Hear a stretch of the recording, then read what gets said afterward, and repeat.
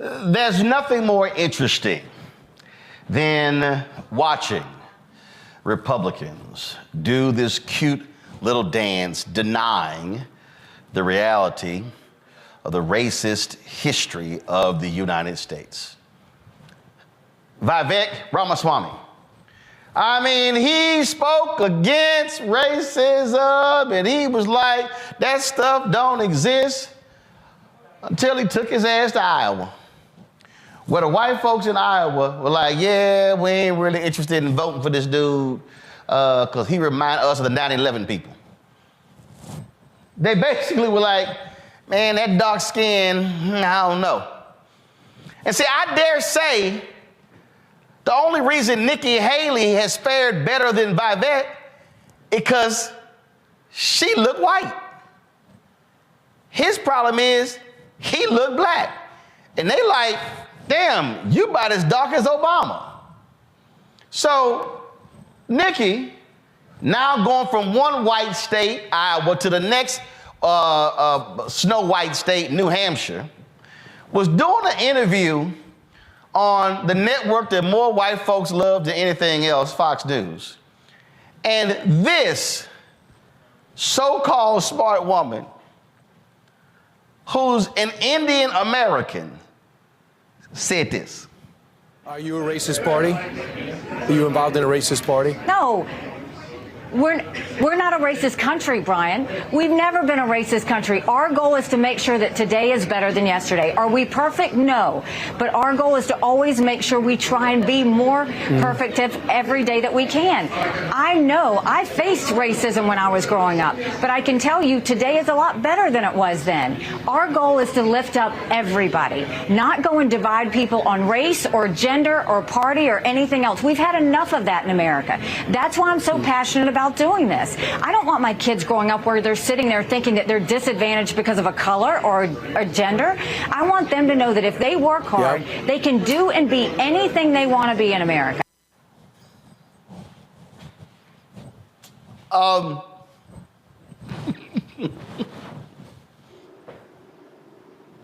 that back. Party? Are you involved in a racist party? No. We're not a racist country, Brian. We've never been a racist country. Our goal is to make sure that... Stop. Now, Nikki just said, we've never been a racist country. Give me 1 second. I want y'all to leave my microphone up. Okay? Now, play. Today is better than yesterday. Are we perfect? No. But our goal is to always make sure we try and be more perfect every day that we can. I know I faced racism when I was growing up. Stop.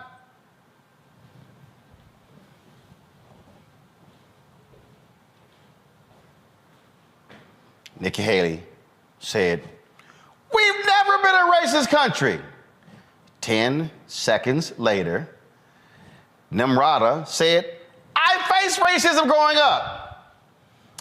So, Nikki, if you face racism growing up and America's never been a racist country, then did that happen in India? Where your mom and daddy came from? Was it in Pakistan? Was that in North America, South America? Was it in Canada? I'm confused. Now, the reason that's hilarious is because how can you let it come out? You just got done getting your ass whooped on the slavery issue. How in the world can somebody actually say America has never been a racist country when we literally partition black people as 3/5 humans in the U.S. Constitution? How could anybody allow to come out of their mouth that we've never been a racist country when for 248 years black people were enslaved? How can anybody suggest that we've never been a racist country when there was the election in 1876, then you had the Great Compromise in 1877, which ushered in 92 years of Jim Crow, and we saw in this country this happen frequently all across the country. We saw 4,000 plus people. We can't even account for all of the people who have been lynched in this country. You had individuals burned who were tortured in the United States of America. We had individuals who were, this is a barbecue. We had Americans who literally went to lynchings like it was a picnic in this country. We saw individuals who, but because they either spoke to a white woman or because they actually owned a black business. We saw Tulsa in 1921, the race massacre. We saw Rosewood. We saw Red Summer coming out of Chicago. We literally saw in this country numerous race wars happening all across this country, and it was race wars. They lynched men, they lynched women, they lynched children. We saw what happened after Nat Turner. That is the country that we're living in. We sit there and we still have people today who actually were fire hosed, dogs sicked on them, trying to actually go vote. Black people who were viciously beaten. Nimrata, what do you call this other than racism? This is video from Bloody Sunday.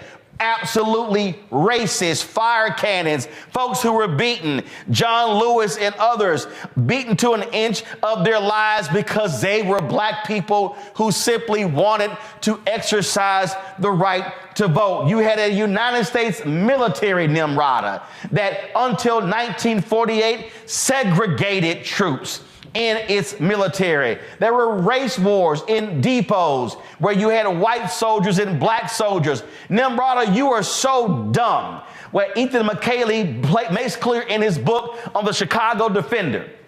Well, the United States government wanted to try black newspaper owners with treason because they were writing stories about racism in the United States military. One of the racist presidents we've ever had was Woodrow Wilson, who 2 blocks from this office on Black Lives Matter Plaza showed the birth of a nation.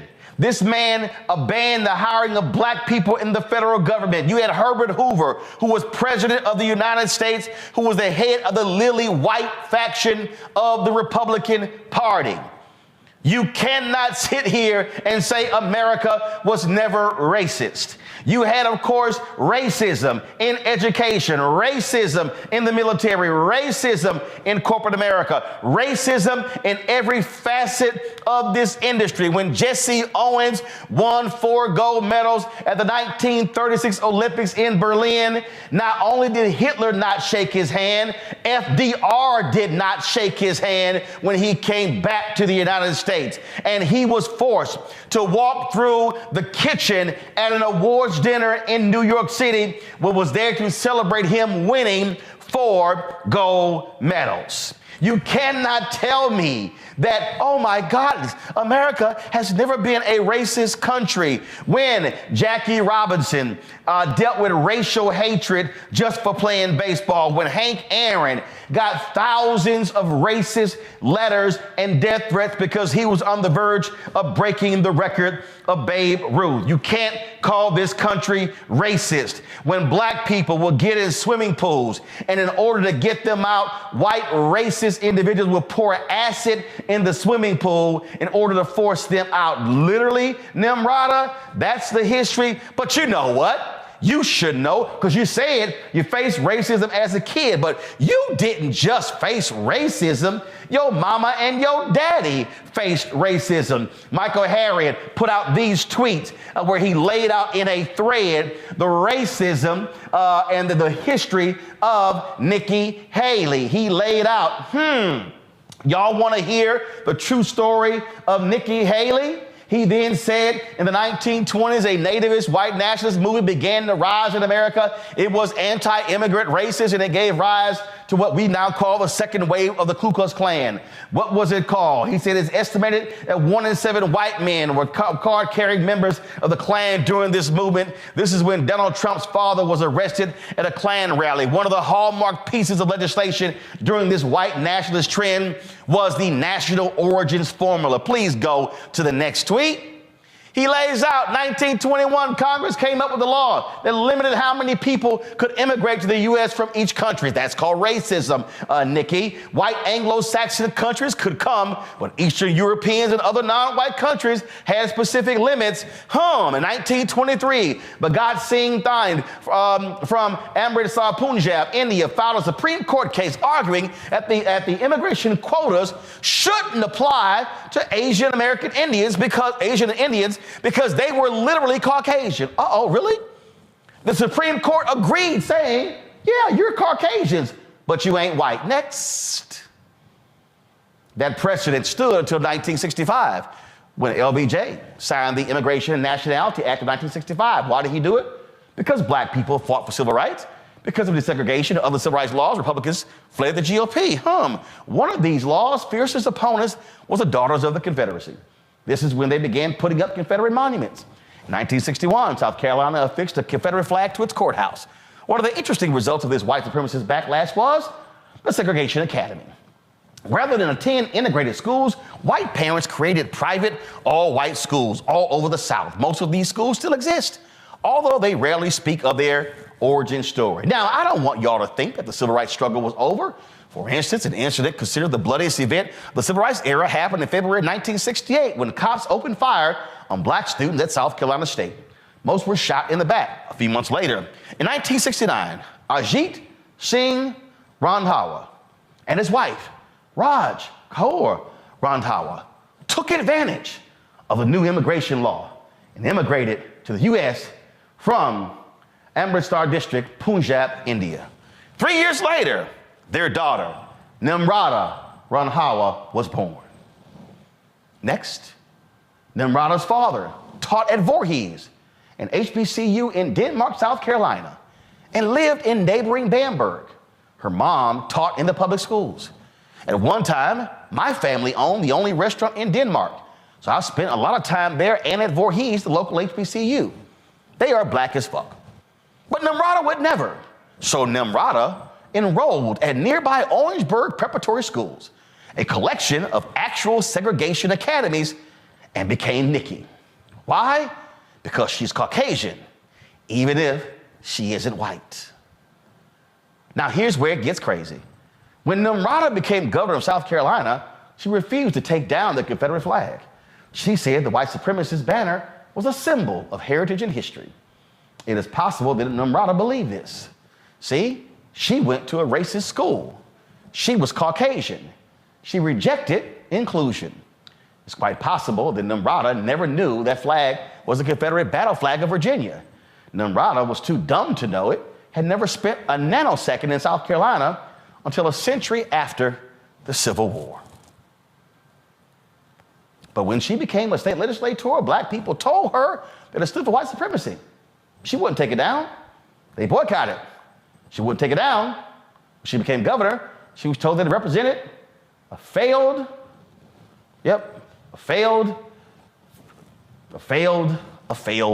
war. Nimrata refused. On June 17th, the white supremacist terrorists, beckoned by the flag Nimrata supported, walked into Emmanuel AME Church and slaughtered 9 black people as they prayed. Bottom line is this here, people.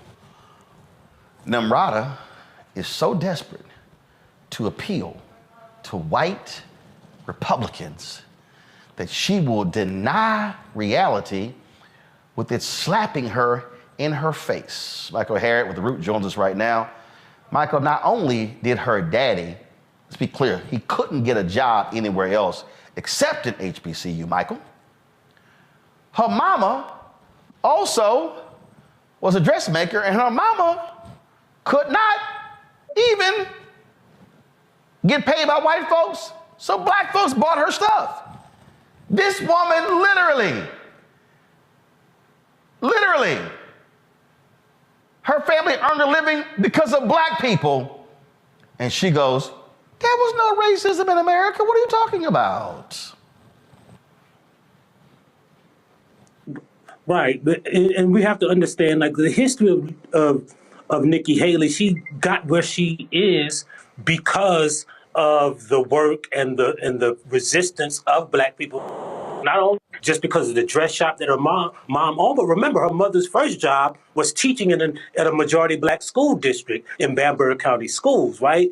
And Nikki even says in her autobiography that with the first house that they rented, they couldn't live in a white neighborhood, so they rented a house, and the person told her, "We will rent it to you on one condition: you can never allow black people to come into your house. You can never entertain them in your house." So that's how they got someplace to live. So she knows the history of race in this country. Her high school was her school was a segregation academy. She didn't have a single black person in her school the year she graduated. It was formed because of Brown versus Board. And Michael, hold on, Michael, when did she graduate?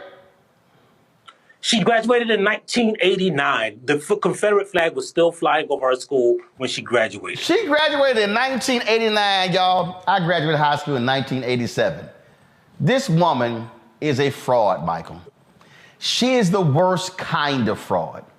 She literally is Stephen from Django. She will say whatever has to be said in order to appeal to white conservatives in the Republican Party. Right. That's what she's always been doing. Because, you know, one question no one ever asked about Nikki Haley, because she takes credit for taking that flag or removing that flag from South Carolina State House, even though she did, right? The legislature did that. But if we were critical thinkers, right, we would ask, well, if you had the power to remove that flag in 2015, and we're going to give you all the credit for removing it, that also means that you chose to leave it up from 2011 when you were elected to 2015 when a white supremacist walked into a church and slaughtered 9 people. For those 4 years, you thought it was perfectly fine, even though, according to you, you knew what the cause of the Civil War was. You knew it was because of slavery. You knew what that flag represented. You were a Civil War buff, as you claim, right? So you knew what it stood for. You knew what it meant. You knew the white supremacist symbol, and you chose to leave it up because, according to you, you had the power to take it down because you said you did, right? So those first 4 years, you just left it up because you didn't care about black people. And she's saying these things when literally her fellow Indian American, I mean, when she's sitting here, she's watching what's happened to Vivek, what's happened to him, and literally white folks in Iowa, yeah, I mean, I ain't really trying to vote for this dude because he remind me of them 9/11 people. What the hell you call that? And then this whole deal, and not only that, I want there to be a key word. I want y'all to understand a key word, a key phrase that she used. Play it again and listen for something. I'm going to point it out to y'all. Are you a racist party? Are you involved in a racist party? No. We're not a racist country, Brian. We've never been a racist country. Our goal is to make sure that today is better than yesterday. Are we perfect? No. But our goal is to always make sure we try and be more perfect every day. Okay, are we perfect? No. That means that you got some baggage in your closet. That means you got some stuff you don't want nobody to know. Oh, we're striving to get better. We're striving. It's like she like her brain is saying, ain't no way in the world I can even acknowledge American history. Here's what's so crazy, Michael. Hell, even the biggest racists will acknowledge American racism. Right. Especially somebody from South Carolina. But if you notice, there's something else in that clip. There's something else that you might notice in that clip, right? He didn't ask her if America was a racist country. He asked her if she was a part of a racist party. Boom. And she never addressed that part, right? She skipped right to a racist country, right? She didn't even want to address the GOP's racism. She went right to country, right? She went right to that old Tim Scott, that old, trope of, America is not a racist country, because she didn't want to address the reality of today. Like, she went back to the past because she didn't want to address it today. And if you notice, Nikki Haley's whole career, she became a celebrated person in her party by touting that, hey, if you vote for me, we can show that we are a diverse party. So she talks about race when she wants to, when it's advantageous for her. But when she wants to skip over the question and go from party to country, she can do that because she knows the truth. She was raised in a state that is 27% black. Her entire administration had one single black person in it. One single black person in a state that is 27% black. And the only way you can do that, right, is specifically exclude black people. You have to look for white people, right? Right. It's hard. It's hard to skip over black people in South Carolina. Right. Especially educated black people, because South Carolina citizens, or the black citizens, are disproportionately higher educated. And you got to think about, right, like if you go back to the segment that you just had, right, about diversity in the airline industry, it's always curious to me how these people are never asked to explain how they manage to create these white structures that are so lily white when there are black people right in front of their faces, right? Like, she didn't even choose she didn't even allow the person in charge of the South Carolina archives. She didn't even put a black person in charge of that, when 40% of the black people in America, their ancestry comes through South Carolina. And I know that because my aunt created the organization. Before my aunt created it in the 1990s, there was not an organization to preserve black history in the state where black history, where America's black history comes from. And she skipped over all of those qualified black people to specifically search for white people who aligned with her racist ideology, so that she wouldn't offend the white people in her party. And I also want people to know that South Carolina deliberately, I need y'all to listen to what I'm saying, white racists in South Carolina deliberately maneuvered to keep South Carolina out of the Brown versus Board of Education ruling. What I mean by that is they did not want segregated education to end on the basis of a lawsuit in South Carolina. Okay, was one of the original states where Thurgood Marshall went. But they were so focused on that, Michael. They said, we need to maneuver this thing. And so when it was consolidated and Topeka became the lead, South Carolina was like, "Whoo, good. Our name is not going to be on that sucker for history." Roland, boy, you cooking right now, boy, because you know that's a beef with my family. We've had that family for years. Like, literally right now, there's a petition that my family has going around to change the name for the 75th anniversary of Brown versus Board to Briggs versus Elliott. Briggs versus Elliott was alphabetically the first, so if you would have gone by the alphabet, it would have been named after a family, the Briggs family, a black family from South Carolina. If you would have gone chronologically, the South Carolina, that black family filed the first of the lawsuits that became Brown versus Board of Education. But because they didn't want that decision to be anchored to a state from the South, they just arbitrarily used white supremacy to change the name of the lawsuit. It should really be named Briggs versus Elliott. So yeah, I mean, you bringing up old beefs right now with me, and it's the truth, right? Like, but because people like Nikki Haley want to erase and whitewash history, we never talk about these issues. And since Nikki, because remember, the initial question that Brian Kilmeade asked her was, "Is your party racist?" Go to my iPad. This right here, y'all, is July 14, 2022. House Republicans all vote against neo-Nazi probe of military police. The same Republicans voted against the resolution from Jamal Bowman after 10 black people were gunned down in Buffalo, calling out white supremacy. This is the exact same Republican Party and Donald Trump leading the way did not want all of those Confederate names taken off of military bases. These are the same people who defend Confederate monuments. So it's amazing to me how she couldn't answer that question when literally her party is the party that's doing all it can to preserve every symbol of white supremacy and domestic terrorists in this country. Right, exactly. And then when you look at, even when it relates to history and education, right? Like we talk about Ron DeSantis, but South Carolina was the first state to pass what we call those anti-critical race theory laws.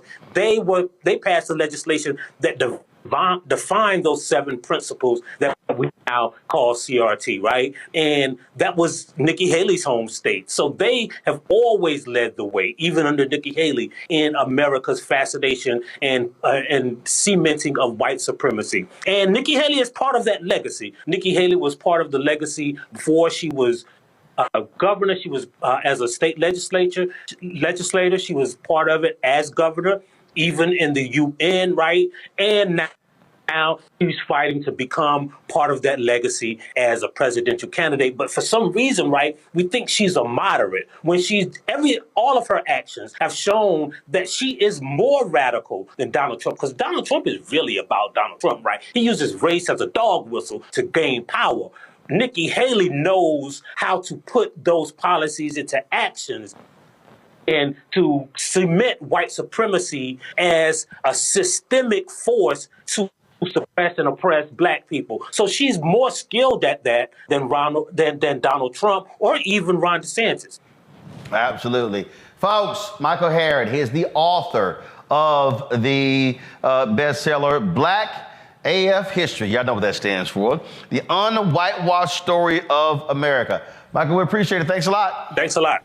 And all these other things are conditions and problems, and I grant you had more than other people have. I didn't even say that. I said they were different.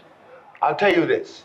When I left this country in 1948, I left this country for one reason only, one reason. I didn't care where I went. I might have gone to Hong Kong, I might have gone to Timbuktu, I ended up in Paris, on the streets of Paris, with $40 in my pocket on the theory that nothing worse could happen to me there than it already happened to me here. You talk about making it as a writer by yourself. You have to be able then to turn off all the antenna with which you live, because once you turn your back on this society, you may die. You may die. And it's very hard to sit at a typewriter and concentrate on that if you're afraid of the world around you. The years I lived in Paris did one thing for me. They released me from that particular social terror, which was not the paranoia of my own mind, but a real social danger visible in the face of every cop, every boss, everybody.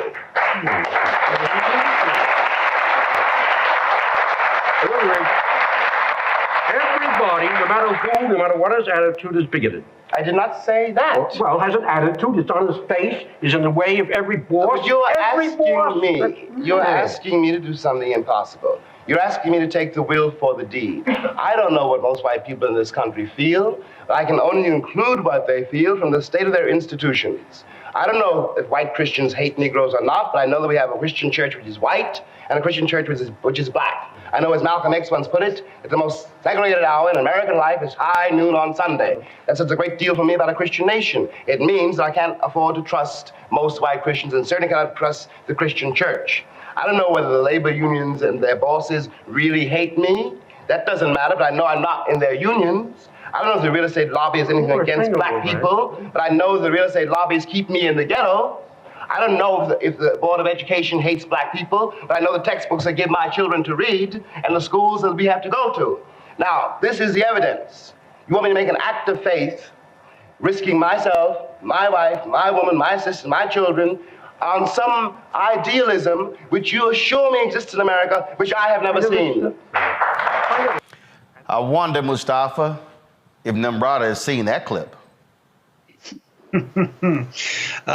I hope she has, but if she did, the question would be, would that information find fertile ground or not? You know, I love James Baldwin. I'm a Baldwinite. I remember when he said that if I love you, I have to make you conscious of the things you don't see. I hope people will take that particular quote when they're thinking about Nikki Haley, because you often only see what people want you to see, you know, the pretty words, you know, looking in the appropriate manner. Making sure that when it's Dr. King's birthday that you send out, you know, words of saying how much you support and appreciate his mission, you know, but then they don't take a look and say and ask the question, is there anything that's really different between Donald Trump and Nikki Haley? Is there anything really different between Governor DeSantis and Nikki Haley? Because as much as she might want to clean it up, it still has that same bite of racism. It still has that same anchoring to systemic injustices. So, you know, when Baldwin runs through all those things, you have to ask the question, well, what did Nikki Haley do to change any of those dynamics when she was governor in South Carolina?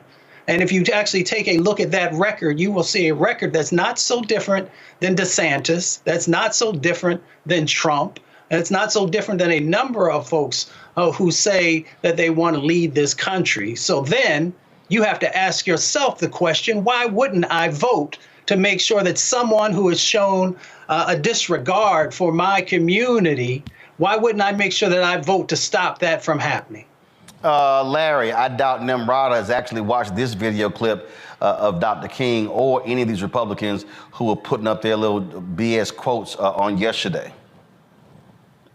Yeah. At the very same time that America refused to give the Negro any land, through an act of Congress, our government was giving away millions of acres of land in the West and the Midwest, which meant that it was willing to undergird its white peasants from Europe with an economic floor. But not only did they give the land, they built land-grant colleges with government money to teach them how to farm. Not only that, they provided county agents to further their expertise in farming. Not only that, they provided low interest rates in order that they could mechanize their farms. Not only that, today, many of these people are receiving millions of dollars in federal subsidies not to farm, and they are the very people telling the black man that he ought to lift himself by his own bootstraps. And this is what we are faced with, and this is the reality. Now, when we come to Washington, in this campaign, we are coming to get our check. The problem. At the very same time that America... Larry? They don't want to talk about that, King. That's too radical. They want to keep it. They want to keep it. They want to keep it PR. Make sure they use the quotes that they like, and they keep repeating over and over again.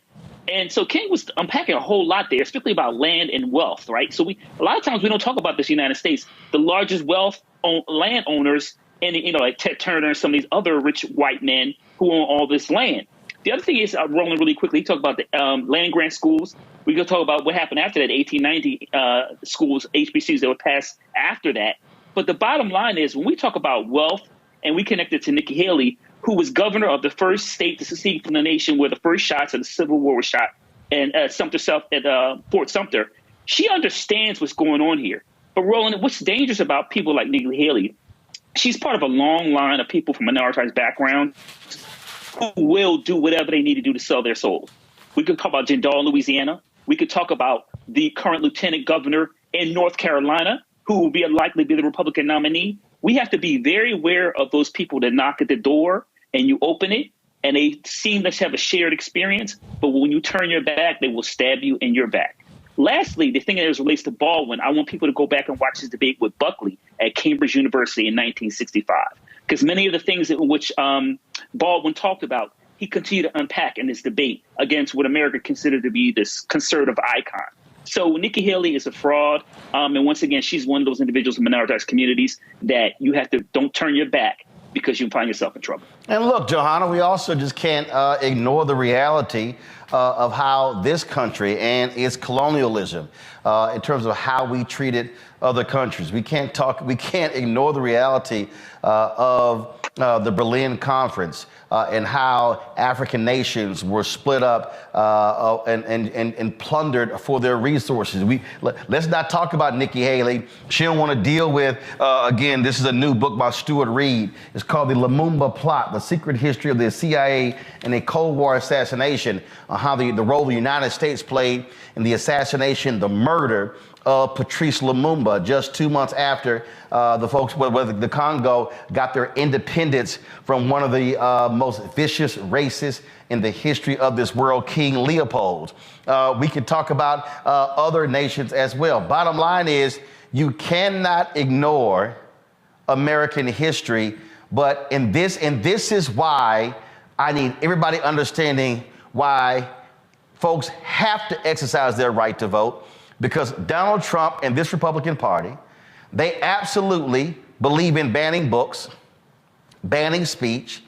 They do not want the next generation of white students learning the real story of this country. And I keep saying to people, what scared white America to death were all of those young white kids out there supporting Black Lives Matter, protesting in the wake of George Floyd's death.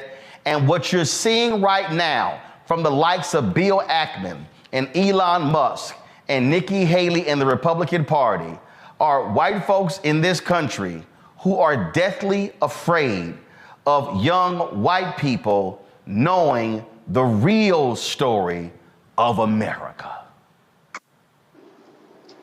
You know, Roland, it is rather unfortunate, because I think that Nikki Haley had an opportunity to really unite the country and to right some of the wrongs that she has done as former governor in the state of South Carolina.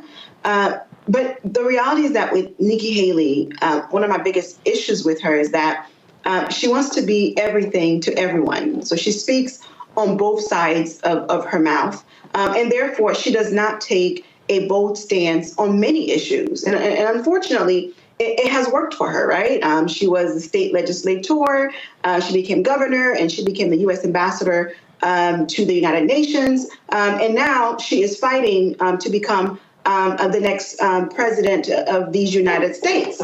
And when you look at her in comparison to her other candidates, not to say any one of them are better than her, but at least you know where they stand, right? You know their posture on many issues, including race issues, and they're very radical and very bold. Whereas with Nikki Haley, she says the right things depending on the audience and who's she's around.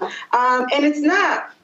And it's very common, unfortunately, with, and I'll say this as an immigrant in this country who wasn't born here. And I always tell everyone, I owe my success to African Americans. But for the struggles of African Americans and the civil rights movement, me, my family, we wouldn't be in this country. I wouldn't have enjoyed the opportunities that I have enjoyed today. It was my professors at historically Black colleges who nurtured me, who helped me to become the person that I am today. When I went to law school, my professors, a Black law professor, held my hand and made sure that I was able to pass my exams and successfully graduate. So a lot of times, I think as immigrants, we don't think about the plight of African Americans. And when we get in certain positions of power, we don't advocate for our brothers and sisters enough. And I would like to take this opportunity to call on, immigrants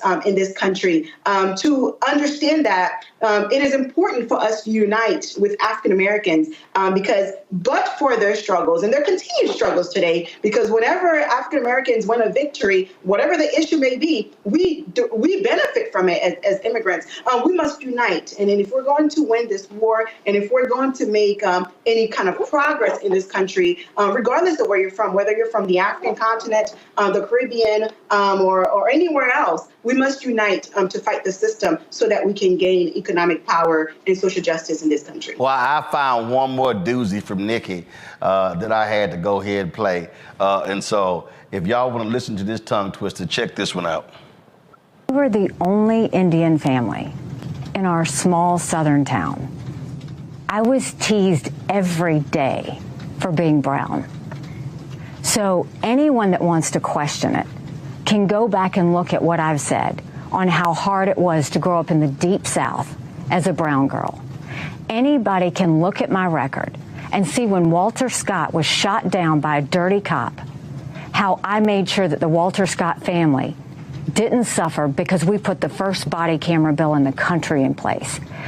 Anybody can look at the fact that when we had 9 amazing souls die in Mother Emanuel Church, I did something that no Republican or Democrat ever wanted to touch, which was call for the Confederate flag to come down because it would take 2/3 of the House and Senate and was an impossible feat. I don't know what you're implying with that, but what I will tell you is saying that I had black friends is a source of pride. Saying that I had white friends is a source of pride. If you want to know what it was like growing up, I was disqualified from a beauty pageant because I wasn't white or black, because they didn't know where to put me. So look, I know the hardships, the pain that come with racism. It's the reason that I fight bullies every day when it comes to racism, anti-Semitism, or hate, and I always will. If I didn't mention slavery on that day, it's because that's an automatic. There's always been, the Civil War's always been known about slavery. I misread it and thought he was looking for a bigger answer going forward. So critics can say whatever they want. I'm very comfortable in my skin. I'm very comfortable with what I believe in, and my job is not to convince them. And that, Mustafa, was a answer that she gave before that interview on Fox News. There you go. Yes. That right there shows why you cannot listen and support Nikki Haley, because she will flip-flop as fast as you can flip a pancake. It's very disingenuous. And, you know, she's got a problem moving forward, because people are going to continue to bring forward the clips that show who she truly is. And, you know, and these different types of dynamics that she gets herself into, where she says one thing in one setting and in another setting she wants to say something different and play to all audiences. And, you know, you can't do that. People really need to know who you are and how, you know, what you stand on. And she has a very difficult time in doing that.